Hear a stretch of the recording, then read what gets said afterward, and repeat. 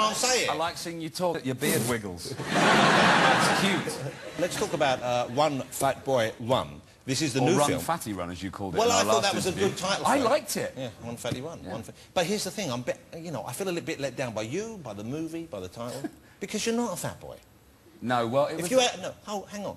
If you advertise a running fat boy... You're genuinely angry. Well, I go and see that movie and I'm sitting down thinking, I can't wait to see how fat they've made Pegg either get, right? If he's a proper actor, like De Niro, he would have got fat. Unfair. Or, as we found out he isn't a proper actor, I thought, OK, put a fat suit on him. No, there he is, look, looking a tiny bit paunchy. I've got a fat suit on. You have not got a fat suit on there. That belly is prosthetic. I had 1 month between finishing Hot Fuzz and starting Fat Boy. I couldn't go to Italy and eat pasta like De Niro for 4 Why not? Because it took him 4 months. Well, you could have made a start. It's unhealthy. I could have had a heart attack. You baby. You big, bald-faced baby. I had 3. I do look like all babies. Someone's told me that. You do? How old are you now? 37. Do I have to keep telling you? Because I look at you and you look like a teenager. I love you for that, mate. I really do. Thank you. Is it true you still live with your mum and dad? Yes.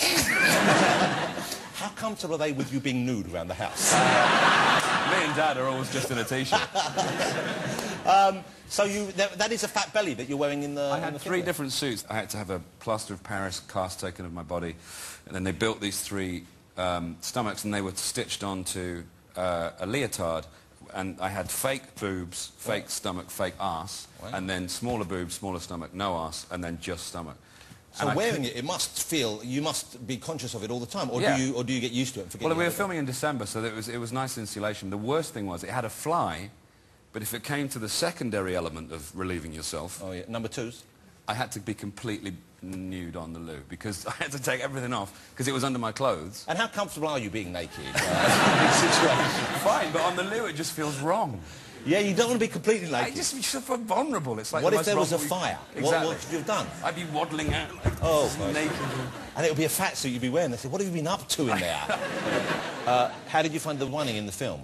It was fine. You do a lot of running. That was a good thing, because I was kind of, my fitness was up, so I was able to, I do a lot of running. So that worked out well in a way. Now, do you enjoy running? Not just for the film, but in life generally? I do. I've grown to like it. Do you run? I hate running. Do you? How have you lost weight? You're looking pretty trim right now. I went to a surgeon. No, I did do a little bit of running over the summer, but basically because I'm getting older now and I just don't want to keel over. So you kind of start keeping fit because you think you've got to try and stay in good shape for your kids as much as anything. Absolutely. But I can't understand why people or how people can actually enjoy running. I think if you get... Have you got a dog? You've got loads of dogs. But they're very small dogs, so basically I can walk and keep up with them. Yeah, I know. I've got a little dog, but she likes to run, so I can run along with her up on. So you run where? Heath. You run at the gym or on the streets or on the forest or? In the forest. Like a wolf. I just like the idea of running in the forest. I would love to one day be out at night and see you running past, perhaps naked, perhaps not. I like to run howl at the moon before you. It's like that scene in American Werewolf when he's naked running in the forest. That's how I run. How often have you seen that film? Too many times. Are you genuinely nerdy, or is it something that you've acquired over the years, do you think? I'm geeky, not nerdy. What's the difference? I think I was having this discussion the other day with Jessica Stevenson, who I did Space with. Who is a brilliant comic actress. Amazing comic actress, incredibly talented. We were talking about the difference between geeks and nerds, and I think a geek is like an enthusiast, is someone... You're a geek, and and have admitted it so. You're a big comic book fan. Oh, yes. You know your stuff. Oh, yes. Whereas a nerd is someone who's a little bit more sort of, just the specky idiot. Socially inept, perhaps. Socially inept. Socially inept is a nicer way of saying specky idiot, I think. But I always thought you had nerdish qualities, if we want to pursue this kind of... for example, and I hope this isn't about you, but I warned Keira Knightley about you before the show. Yeah. I bumped into him and I said, you want to watch out because he's one of those guys who's slightly obsessed about Star Wars. Right. And as you know, Keira was... what was Keira in Star Wars? She was one of Padme's handmaidens. I think. I don't know. Yeah, I mean, not many people would have got that. Even Keira had forgotten what she played in Star Wars. You go, she was one of Padme's handmaidens. I wasn't even a fan of The Phantom Menace, but I do know that. That's a terrible thing. You do the sound effects from various Star Wars characters. Try and lure me into some nerd trap. It's hardly quicksand, Pegg. You can get out again quickly. Everyone does... No, not everyone does. We had Nick Frost on the show, who's, once again, a great talent, a very lovely man, and he did some sort of weird droid sound that... he made the Beer Bicket noise, right? But no one else knows the Beer Bicket. Yeah, but that's why we became such good friends, was because you know, not to repeat the story, but he made that noise in an Indian restaurant, and I went, this is when we were both in our early 20s, and I said, I know what that is. And we had this kind of nerdgasm. So what is the noise? What is it? It's the noise of the little mouse droid in Star Wars that Chewbacca roars at. You know, if you could extend that, that's like Mika's last single, isn't it? A high, weird effect. Do you like Mika, by the way? Yes.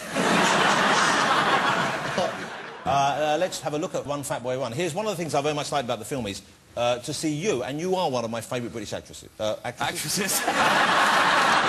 God bless the beard, because I get so confused when I see you speak. You're one of my favourite British actors. I love seeing you. I've always enjoyed you on TV. I love seeing you in movies now. But you're with Dylan Moran. Yeah. A lot of time. And Dylan Moran is just a great performer. He's a and the two of you fantastic together are great on screen. He's not in this clip, I'm afraid, but you'll see him when you go and see the movie. This is a clip of Simon Pegg in Run Fat Boy. Run, Fat Boy, Run. You know what it's called. I know, but he should have been fatty. Here he is, and he's not so fat.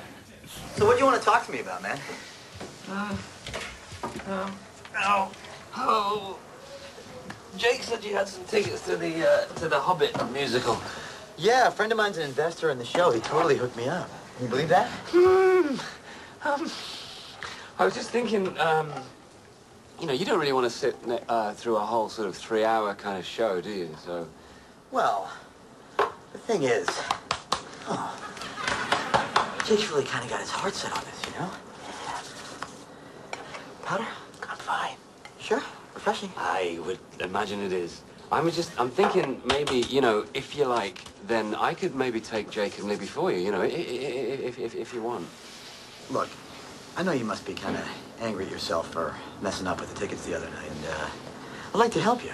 I really would, but, well, the thing is, I hope to be more and more a part of Jake's life, you know, and, frankly, I'm kind of looking forward to this show. Give Jake and I a chance to get to know each other better.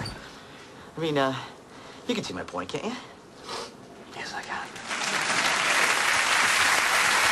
That's Run Fat Boy Run. It's out on Friday night, I think. It's tonight, yeah. So, of course, tonight. Yeah, hopefully people have just come back. That's Hank Azaria or Azaria, is it? Azaria, yeah. Azaria, he provides many of the voices for The Simpsons. He's there in fine form now. We've been talking about this earlier. Inadvertently, we've stumbled on it again. He does appear to be very comfortable in the nude. Was he naked in those scenes with you there? Yeah, well, you know, as usual on a film set, we were up against time that day, and you can, if you do a nude scene, you can have a modesty patch put on, which is just a little cut that goes over your area. You think they'd call it something a bit more impressive than a modesty patch? I like pouch. Yeah, oh, pouch, yeah, is it? pouch. Oh, I thought you said modesty patch. No, not patch. Who wants to put on a patch? A patch is like flat on, a pouch cups. Yeah. I'd want a modesty bag or sack. But he forewent that and just did it. So the camera crew were behind Hank. Why would he do that? And I just had a face full of his knackers. And is it harder making a comedy? This might sound an absurd question, but is it harder making a comedy than a film which isn't designed to get laughs? I know you were in Mission Impossible 3. Yeah. And there's a thing where I guess you kind of just have to do the lines convincingly and not worry about the rhythm as much. And the... Actors always say that comedy is the hardest. Personally, I find being serious hard. You know, when you have to kind of, when you can't rely on any little comedy tricks or tics. And, you know, I have huge respect for serious actors because it's all about, you know, I don't know, it just seems to me a more sort of studied, methodical thing. I just worked with Jeff Bridges. Clong. That was, yeah. I'm comfortable saying that. That was quite a big clong. Yeah, I know. Yeah. But he, as an actor, he has the most incredible method, you know. I mean, he's not a method actor, but he's so focused and so kind of... And I just felt like a kid in front of him. I felt like an amateur. And, but that must be, I would have thought, a process that most younger actors go through when they're working with people who are more established. I mean, I'm going to ask Adam in a minute. I've spoken to Adam before, and I forgot to ask, well, he made a movie with Jack Nicholson. Jack Nicholson, of course. With Jack Nicholson. That must be just a terrifying experience, the first day you're working with Jack Nicholson, isn't it? I'm fearless.